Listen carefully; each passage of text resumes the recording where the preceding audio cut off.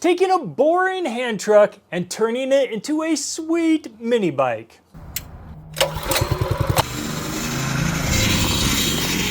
So here's the whole plan. You pick up a steel framed hand truck. Now I say steel because, well, they have a ton of aluminum ones out there, and unless you're really good at welding aluminum, go with steel. You're probably noticing right now that, hey, that hand truck does not look like this nice cherry frame. You were correct. Then I quickly changed gears when I found two hand trucks with the loop style handle. The length of these first cuts were a total shot in the dark. Now, surprisingly, they turned out pretty good. If you do find one with the wheel plates, pick them up. That is because they are perfect bearing mounting plates. Now, it did cross my mind just to keep them flat, horizontal, and use some pillow block bearings, just like I did on my hand truck go-kart. Pretty sweet video, check out the link for that one. But being on a mini bike, I didn't want them sticking out too far past the frame. So I'm putting them up vertical, using that same typical type go-kart bearing brackets to mount them into. Later on, I did cut a 1-inch slot into that plate so then I can easily take off the entire rear axle and don't have to slide everything on and off through the bearings. Onto the other half with all of these other little brackets and supports. Try to keep them the longest possible, and that's because these I'll try to use for the seat support and then maybe some type of brake mechanism. And then the extra lengths of those tubing, I am angling up, and that is what is going to be the bottom angled support for the steering stem.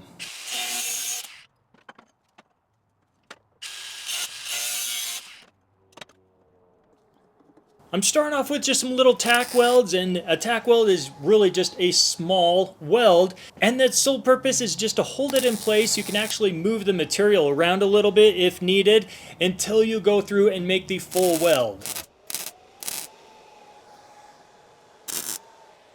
Really, I've only got a couple of these extra little scraps. That's not going to be enough for the top frame or fork. So yes, we're going to be cutting up the second hand truck. The first hand truck I found for 35 bucks, which is a good deal. That's almost half off what the Harbor Freight price is.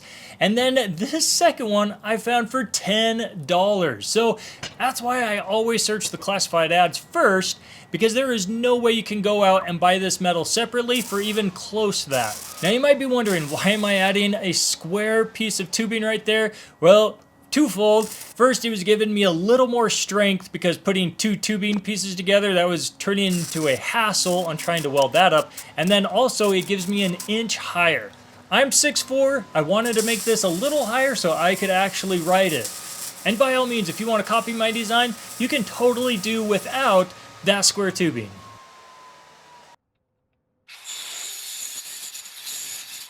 I'm going to use these top two pieces as the upper frame, and once that middle support's all cut off, I can actually bend these into a teardrop shape, and it is coming together nicely for that steering stem. Now the proper angle for the steering stem and forks is, I don't know. I actually went out to another mini bike that I had and I measured that to be about 68 degrees, so I went with that. I had a scrapped mini bike frame where I did scavenge some of these parts from, including that stem.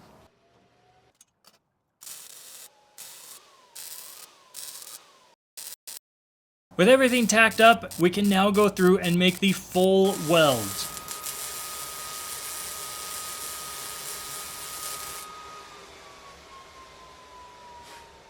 That is the cross support, and that makes a perfect square, and that's what I'm using to measure out the base plate, which I'm cutting to length. The base plate will be used for the engine mount. And on that, I will be putting a Predator 212, so I already know the mounting hole spacing. I want to make sure that is perfect. What I'm going to be doing is actually marking out and drilling out the holes as slots. And that's because if you've ever had a go-kart or mini bike, really anything with an engine and change, you'll know that it's critical to get the proper chain tension. Now, slots in the base plate allow you to get that. It slides the engine back and forth, And in conjunction to that, I think I might have enough material to actually make a chain tensioner. I'm gonna go all out and we should have the perfect tension for this guy. Now onto making the front forks. I did get some thicker 1/4 inch steel, and that's because I wanted these to be really beefy. There wasn't anything that thick for the supports on the current hand truck. This ended up being a lot stiffer than I thought it was gonna be, so you probably could use those 3/16 inch brackets going across. Pulling out yet another hand truck. This is where we've got the red handle from, and I'm cutting this up. This is the last one that I'll be using, I promise. A lot of grinding later, and now I've got the perfect half moon shape to fit the tubing in perfect. If I were smart, I would have measured out the top frame a little better, because then I could have used those pieces for the front forks, but instead I decided to measure once and then cut that up into 3 different pieces. You will want to pre-assemble that from the bottom so then it fits perfectly before you go through and make the full welds.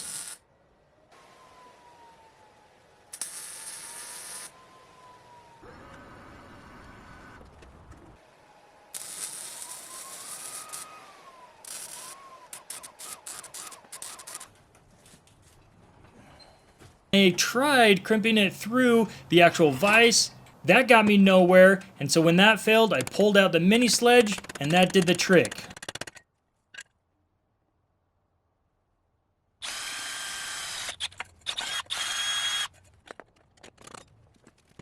Pretty exciting, I made it to this point. We actually have a rolling frame. I went through the scrap pipe and found some of these supports. They were from the tires, and they will be perfect for the seat. And whether you care or not, the seat cushion was actually from a creeper.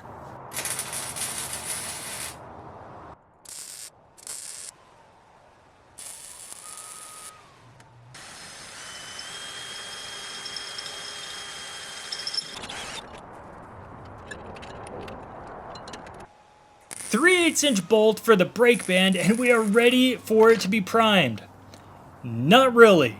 You'll see here in a second, but I did end up going through and priming it because we had a storm coming through and wanted to get it primed, and then I realized that I was totally missing the foot pedals, so I went back and I picked up some of those short tubing stubs, I coped them out, and those fit perfectly for foot pegs.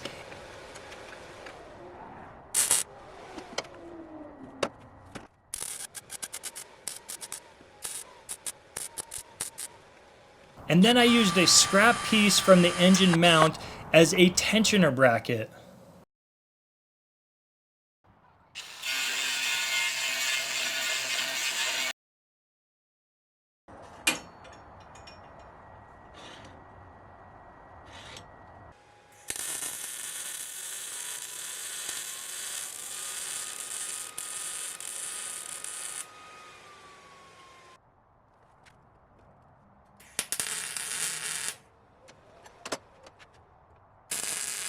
And the last remaining support scraps are made for a makeshift brake pedal. And remember at the first one I told you to keep that wheel axle? Well, this is the perfect pivot for that brake pedal.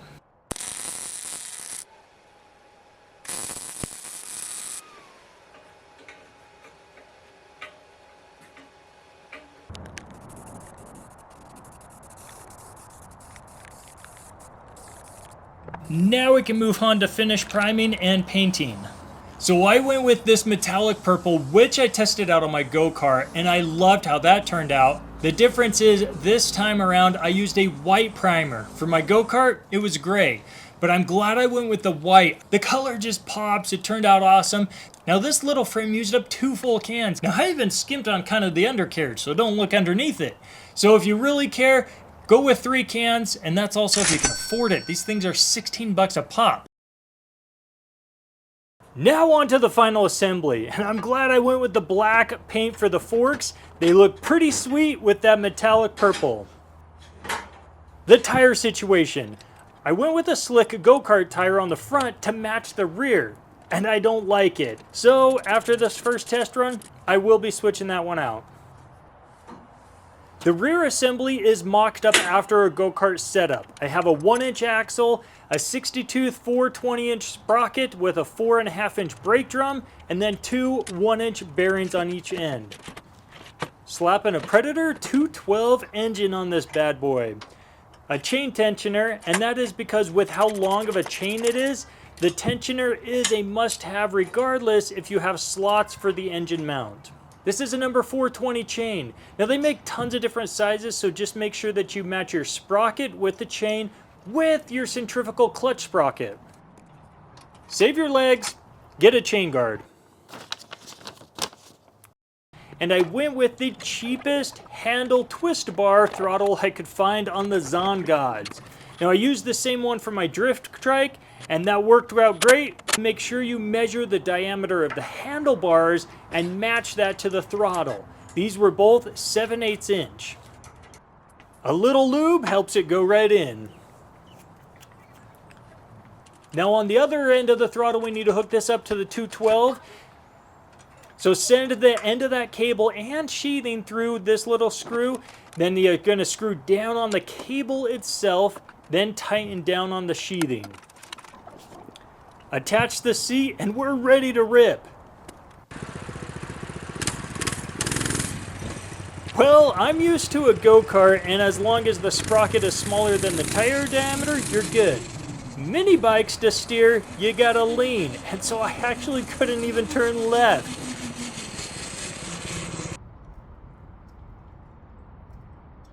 So I'm going back to the drawing boards. I'm actually going to be switching this out for a smaller diameter sprocket. And of course, all of the hubs, they don't work out right, so I got to put the brake drum now on the outside. Now we're done, and this thing is freaking awesome. I guarantee people are going to ask, what was the total price? And as of right now, I don't know, so I'll put it up here on the screen. Also, check the link for all of the descriptions of the extra parts that I bought. Thanks for watching. We'll see you next time.